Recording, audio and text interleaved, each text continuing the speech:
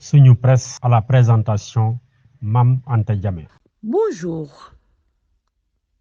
Le chavirement d'une pirogue au large de Saint-Louis avec son lot de morts et les spéculations sur une reprise du processus électoral au cas où le président de l'Assemblée nationale va succéder à Macky Sall à partir du 2 avril, la date marquant la fin du mandat du chef de l'État sortant, sont au menu des quotidiens de ce vendredi.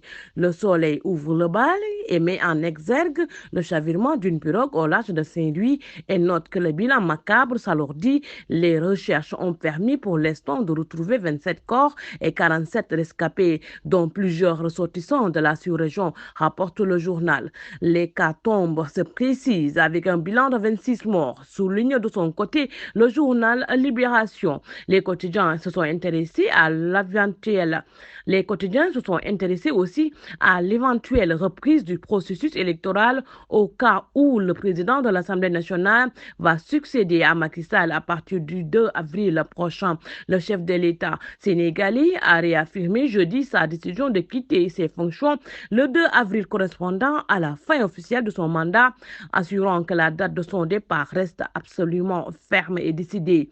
Le dialogue national a proposé le 2 juin 2024 comme nouvelle date de l'élection présidentielle au Sénégal.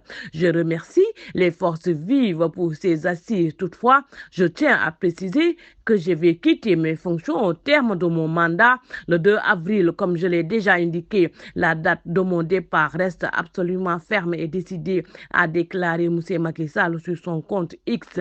Selon Walf Quotidien, l'annonce de départ du pouvoir de Macky Sall le 2 avril prochain sans l'organisation de la présidentielle crée un désordre institutionnel. Il s'agit entre autres du choix de celui qui doit assurer son intérim. Alors que Macky Sall persiste qu'il va partir, Sidiki Kaba dessine les scénarios de l'après-2 avril, indique Vox Populi. En en croire M. Kaba, ministre de l'Intérieur, si le président de l'Assemblée nationale assure la transition, il n'y a plus de 3 acquis, plus de 19 candidats dont tout le processus va reprendre.